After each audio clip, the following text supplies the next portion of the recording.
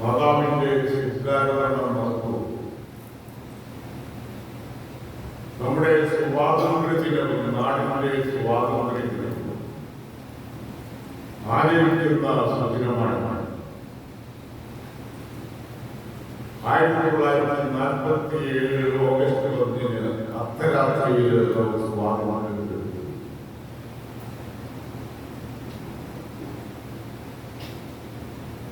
ആ സ്വാതന്ത്ര്യ ദിനത്തിൽ തന്നെ മാതാവിന്റെ സ്വർഗാരോഹണം മഹത്വം കൊണ്ടാടാനായിട്ട് തീരുമാനമെടുക്കുകയാണ്.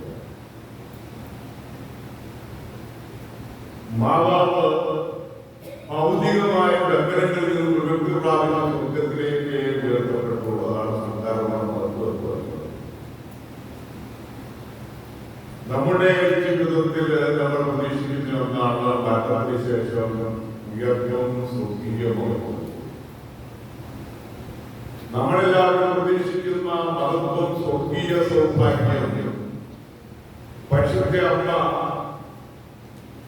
ആത്മശരീരങ്ങളുടെ സ്വർഗത്തിലേക്ക് എടുക്കപ്പെട്ടു എന്നാണ് വിശ്വാസസത്യം പറയുക.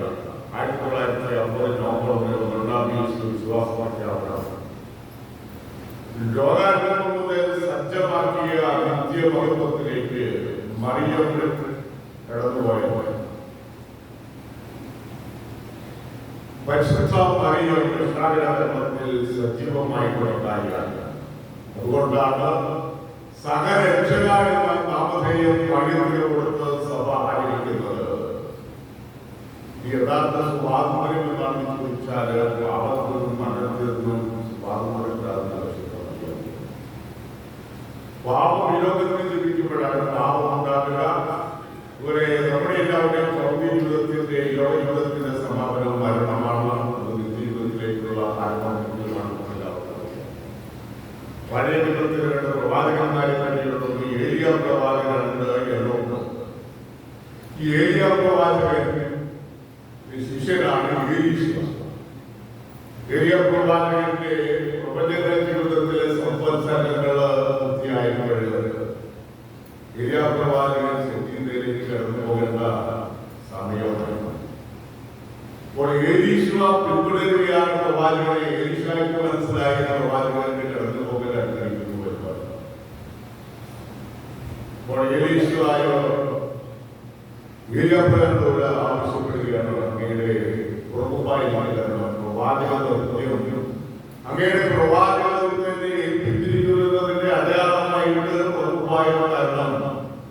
പിന്നെ പ്രഭുവായോ ഏലീശായി നൽകിയിട്ട് ഏലിയാപ്രവാചകൻ സ്വർഗ്ഗത്തിലേക്ക് എടുക്കപ്പെട്ടു എന്നാണ് പഴയ നിയമത്തിൽ പറയുന്നതായി വിശ്വാസം തന്നെയാണ്. ഒരേ പഴയ നിയമത്തിലെ പ്രവാചകൻ എന്നോക്കിനെ സ്വർഗ്ഗത്തിലേക്ക് എടുക്കപ്പെട്ടതിന് രണ്ടുപേരെ പറ്റിയായിരുന്നു പഴയ നിയമത്തിൽ വിശ്വാസം സ്വർഗ്ഗത്തിലേക്ക് എടുക്കപ്പെട്ടത്. വിശുദ്ധ ഗ്രന്ഥത്തിൽ യേശുവിന്റെ വചനങ്ങളിൽ നമ്മളെ പഠിപ്പിച്ചത് സ്വർഗ്ഗസ്ഥനായ പിതാവേ, ഞാൻ സ്വർഗ്ഗത്തിൽ നൽകിയ ജീവനുള്ള അപ്പമാണ്. സാധാരണമായിട്ട് യേശുവിന്റെ സ്വർഗ്ഗാരോഹണം, യേശുവിന്റെ സ്വർഗ്ഗാരോഹണം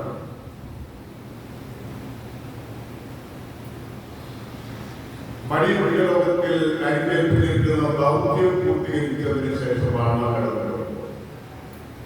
ഇന്നത്തെ സുവിശേഷ ഭാഗത്ത് കാനായിലെ കല്യാണ വിരുന്നിൽ വെച്ച് മറിയത്തിന്റെ നിർദ്ദേശമനുസരിച്ച് മറിയം പറയുകയാണ്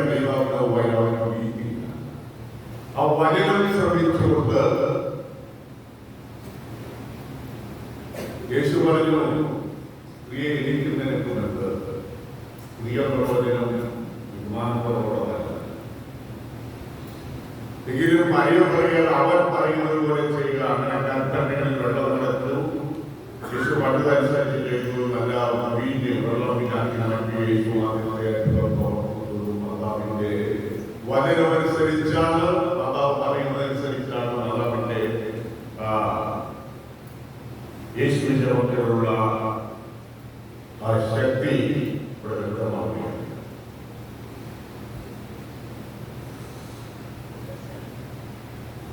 മാതാവ് ജീവിതത്തിൽ യേശുവിന്റെ ഒപ്പം ഉണ്ടായിരുന്നു. യേശുവിനെ വളർത്തി വലുതാക്കി കാൽവരിയിലെ കുരിശിലേക്ക് നയിക്കുന്ന ആ വലിയ ദൗത്യം വഹിച്ചോളാണ് മറിയം. കാൽവരിയിലെ കുരിശിലേക്ക് ഉണ്ടായിരുന്നു. യേശു പ്രതിഷ്ഠപ്പെട്ട അവസരത്തിൽ അപ്പസ്തലന്മാരുടെ കൂടെ ഉണ്ടായിരുന്നു. അങ്ങനെ ശക്തിയും പ്രചോദനം നൽകിക്കൊണ്ട് സജീവമായിട്ട് മറിയം ഉണ്ടായിരുന്നു എന്നുള്ളതാണ് വാസ്തവം.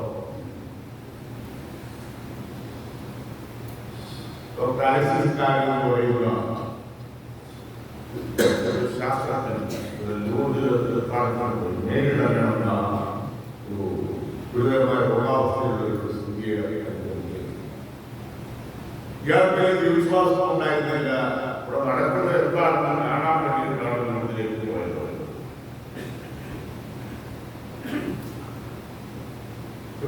രോഗിണിക്ക് മെഡിക്കൽ ശാസ്ത്രമനുസരിച്ച് സുഖം പ്രാപിക്കുകയില്ല എന്ന് ഡോക്ടർ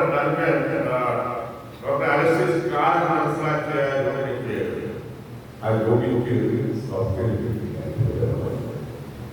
അദ്ദേഹത്തിന്റെ ജീവിത ദർശനത്തെ മാറ്റിമറിക്കും. അദ്ദേഹം വിശ്വാസത്തിലേക്ക് കടന്നു വരികയാണ്.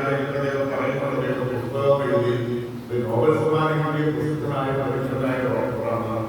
അദ്ദേഹം പറയുകയാണ്, ഈ പ്രാർത്ഥനയ്ക്ക് നമ്മൾ ഉളവാക്കാൻ പറ്റുന്ന ശക്തിയെ പറ്റി, മനുഷ്യൻ ഉളവാക്കാൻ കഴിയുന്ന ഏറ്റവും ശക്തിയുള്ള ഊർജാവസ്ഥയാണ് പ്രാർത്ഥന. മനുഷ്യനുളവാക്കാൻ കഴിയുന്ന ഏറ്റവും ശക്തിയുള്ള ഊർജാവസ്ഥയാണ് പ്രാർത്ഥന. പ്രാർത്ഥന നിവേശം ചെയ്യാൻ ലോകത്തിൽ നിന്ന് ഉയർത്തരുന്നേറ്റ മനുഷ്യരെ ഞാൻ കണ്ടു. പ്രാർത്ഥനയുടെ ശക്തിയാൽ പെട്ടെന്ന് സൗഖ്യം പ്രാപിക്കുന്ന രോഗികളെ കണ്ടിട്ടുണ്ടെന്നാണ് ഡോക്ടർ പറഞ്ഞത്.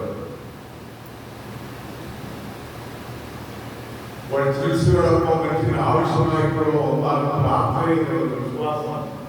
എനിക്ക് സൗഖ്യം പ്രാപിക്കാനായിട്ട് കഴിയും എന്നത് തീർച്ചയായിട്ടും സുഖപ്രാപ്തിക്ക് സഹായിക്കുന്ന പ്രധാനപ്പെട്ട ഘടകമാണ്. മനുഷ്യ ജീവിതത്തെ നയിക്കുന്നത് പ്രത്യാശയാണ്. ദൈവത്തിൽ ആശ്രയിച്ചുകൊണ്ടാണ് നമ്മുടെ ജീവിതം കൊണ്ട് നയിക്കേണ്ടത്. പ്രാർത്ഥിക്കുന്ന മനുഷ്യരിൽ പ്രസന്നതയുണ്ട്. ഒരു വ്യക്തിയെ കണ്ടു കഴിഞ്ഞാൽ ആന്തരികമായിട്ടുള്ള വിഷമതകളുള്ള വ്യക്തിയാണെങ്കിൽ ആ മുഖത്ത് വായിച്ചെടുക്കാനായിട്ട് പ്രാർത്ഥിക്കുന്ന നല്ല മനുഷ്യരെ പ്രതികൂല സാഹചര്യങ്ങളിൽ ദൈവത്തിൽ ആശ്രയിച്ചുകൊണ്ട് പോകുന്ന മനുഷ്യര് അവരെന്തെല്ലാം പ്രതിസന്ധികൾ ഉണ്ടായാലും അവരെയൊക്കെ അതിജീവിക്കാനുള്ള ശക്തി ദൈവം നൽകുന്നു എന്നുള്ളത് വാസ്തവമാണ്.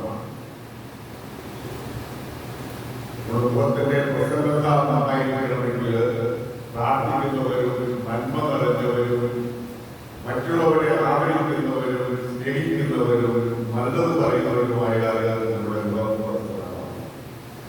ഈ സ്വാതന്ത്ര്യത്തിനെ പറ്റി പറയുമ്പോൾ എന്തുകൊണ്ടാണ് സ്വാതന്ത്ര്യം അർദ്ധരാത്രിയിൽ ലഭിച്ചത്? ഉദ്ദേശിക്കാൻ സ്വാതന്ത്ര്യം വരാനായിട്ട് തീരുമാനിച്ചു. കൂട്ടുകാരാണ് ഇന്ത്യയിൽ പാകിസ്ഥാനെ 14-ാം തീയതിയാണ് നമ്മുടെ സ്വാതന്ത്ര്യം ഇപ്പോൾ വരുന്നതിനെ ആയിരിക്കാനുള്ള പുരുഷന്മാർ പഠനം 15-ാം തീയതിയാണ്. 14-ാം തീയതിയാണ് അവസാനം തീരുമാനമെടുത്തു. 14-ാം തീയതി അവസാനിക്കുന്ന 15-ാം തീയതി ആരംഭിക്കുന്ന അർദ്ധരാത്രിയിൽ ബ്രിട്ടന്റെ പ്രധാനമന്ത്രി ഇന്ത്യയിൽ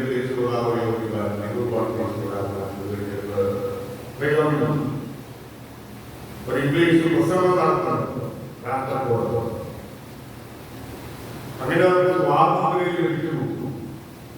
അർദ്ധരാത്രി കാരണം ഏറ്റവും നല്ല സുഖകരമായ സമയം നോക്കിയിട്ടാണ് അർദ്ധരാത്രിയിൽ സ്വാതന്ത്ര്യത്തിന്റെ ആവശ്യങ്ങൾ കടപ്പെടുന്നത്.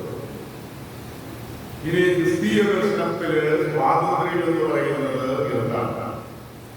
അത് മറ്റവർക്ക് നന്മ ചെയ്യാനായിട്ടുള്ളത്.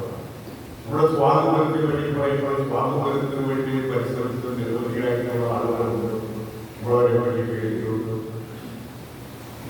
ഗോപാലകൃഷ്ണൻ ലോകമാന്യ തിലകനും ഇവരെ ഇത് നിരവധി ആളുകൾ ഏറ്റവും അവസാനമായിട്ട് സജീവമായിട്ട് രംഗത്തുണ്ടായിരുന്ന രാഷ്ട്രീയമായ മഹാത്മാഗാന്ധിയുടെ ഒരു പ്രത്യേകത എന്ന് പറയുന്നത് അദ്ദേഹം പറയുന്ന കാര്യങ്ങൾ ചെയ്യുന്നതാണ്.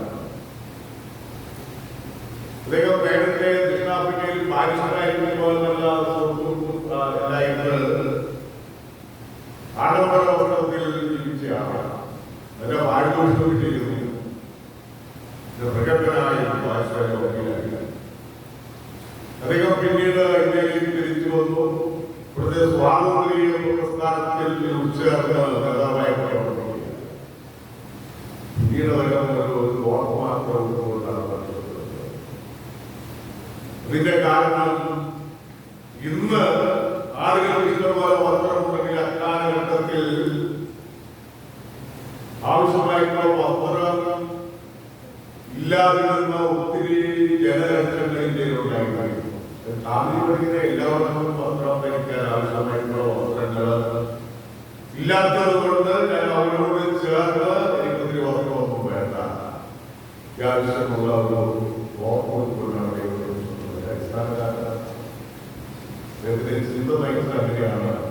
ജനതയുടെ ദാരിദ്ര്യാവസ്ഥയിൽ പങ്കുവയ്ക്കുക എന്നുള്ള ചിന്തയാണ് ഗാന്ധിജിയെ നയിക്കുന്നത്. ഇനി ഓരോ സ്ത്രീകൾ സ്വാതന്ത്ര്യത്തിന് പറയുന്ന സഹോദരങ്ങൾ സ്വാതന്ത്ര്യത്തിനായിട്ടാണ് നിൽക്കപ്പെട്ടിരിക്കുന്നത്. സ്വാതന്ത്ര്യം ജടികമായി വ്യാപിക്കുന്നതിനായിരിക്കരുത്. പിന്നെയോ ആത്മാവിന്റെ ഫലങ്ങൾ, സത്യത്തിന്റെയും സ്നേഹത്തിന്റെയും വിശുദ്ധിയുടെയും ഫലങ്ങൾ പുറപ്പെടുത്തിക്കൊണ്ട് നിങ്ങൾ യഥാർത്ഥ സ്വാതന്ത്ര്യക്കാർക്ക് ഗലേഷ്യൻസിലുള്ള ലേഖനം അനുസരിക്കുന്നു.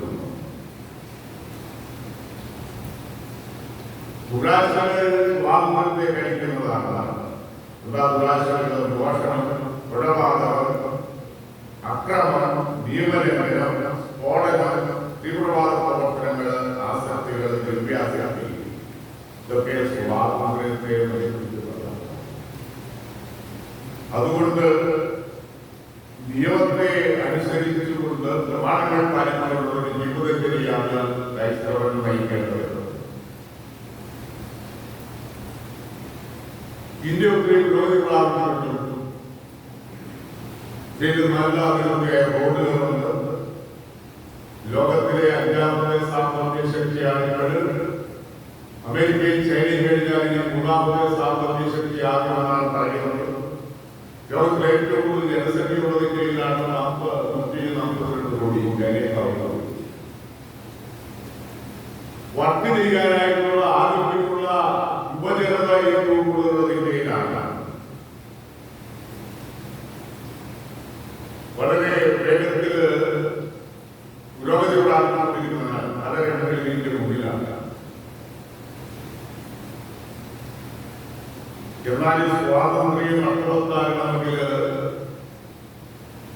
ജീവിതത്തിന്റെ അടിസ്ഥാന ആവശ്യങ്ങൾ നിർവഹിക്കാനായിട്ട് എല്ലാവർക്കും കഴിയണം. അതൊക്കെയാണ്. ഒന്നാമതായിട്ട് ആഹാരം വേണം, ജീവിതത്തിൽ ആഹാരം വേണം. ഇവിടെ സ്വാതന്ത്ര്യത്തിന്റെ കാലത്ത് 35 കോടി ജനങ്ങളുടെ നാമങ്ങളുണ്ടായില്ല.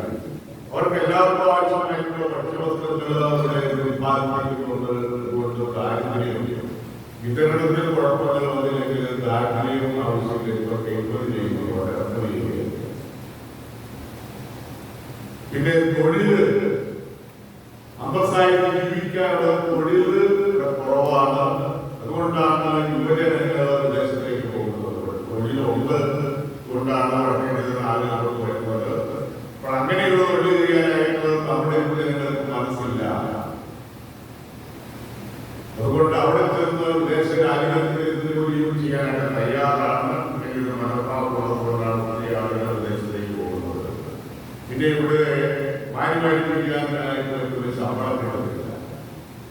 50,000 രൂപയ്ക്ക് കിട്ടിയാൽ ആളുകൾ വന്നിട്ടുണ്ട്. അതുകൊണ്ടാണ് വിദേശത്ത് 2 ലക്ഷവും 3 ലക്ഷവും കിട്ടുന്ന പോലെ ചെലവുമാണ്. ഗാന്ധിജി സ്വരാജിനെ പറ്റി പറയുന്നത് സ്വരാജിനെ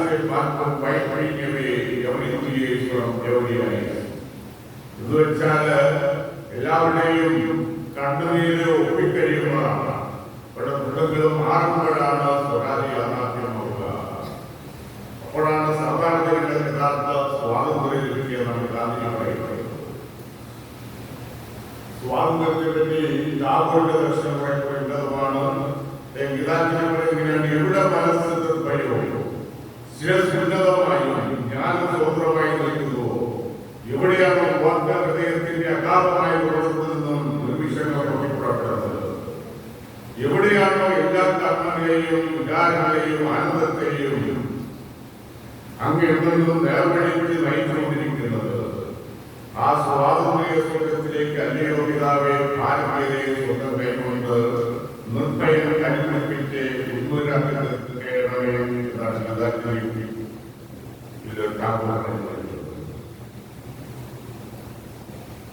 അപ്പോൾ മനസ്സിന്റെ നിർഭയമായി ഉന്നതമായി സ്വതന്ത്രമായി നൽകുന്നതാണ്.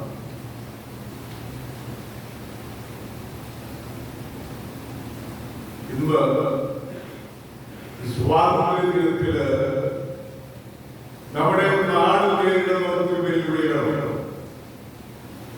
ഓരോ കാലഘട്ടത്തിലും അതിൻ്റെതായ വെല്ലുവിളികളുണ്ട്. നമ്മുടെ സ്വാതന്ത്ര്യം ഇവിടെ നിലനിൽക്കണമെങ്കിൽ അതിന് അനുകൂലമായിട്ടുള്ള ഭരണവ്യവസ്ഥകൾ ആവശ്യമുണ്ട്. നമ്മുടെ അയൽരാജ്യങ്ങളിലും കുഴപ്പങ്ങളുണ്ടായിരുന്നു, സിലോണിൽ പ്രശ്നമുണ്ടായിരുന്നു, പാകിസ്ഥാനിലുണ്ടായിരുന്നു, ബംഗ്ലാദേശിൽ പ്രശ്നങ്ങളാണ്. എന്നാൽ നമ്മുടെ രാജ്യം പ്രശ്നങ്ങളില്ലാതെ മുമ്പോട്ട് പോവുകയാണ്. അങ്ങനെ എല്ലാ പ്രതിസന്ധികളെ അതിജീവിച്ചുകൊണ്ട് മുമ്പോട്ട് പോകാനായിട്ട് ഭാരതത്തിന് കഴിയാൻ വേണ്ടി ഇവിടുത്തെ മതസ്വാതന്ത്ര്യവും വ്യക്തിസ്വാതന്ത്ര്യവും നിലനിന്നുകൊണ്ട് നല്ല നാടുകളുണ്ടാകാൻ വേണ്ടി നമുക്ക് പ്രാർത്ഥിക്കായി സ്വാതന്ത്ര്യത്തിന് മതമുണ്ടെങ്കിൽ പ്രാർത്ഥന സ്വകാര്യതയായ മഹത്വമേറിയ വിജയത്തിൽ തന്നെ മക്കളായ മലയാളം പങ്കുചേരുന്നു. മാതേവിയെ സ്വകാര്യവണ്ണം ഞങ്ങൾക്ക് ഏറ്റവും വലിയ ധൈര്യവും പ്രത്യാശയും നൽകുന്നു. ഞങ്ങളൊക്കെ മാതൃ അനുസരിച്ച് പാവനീയതരായി തന്നെ സ്വർഗത്തിൽ ചേരുവാനും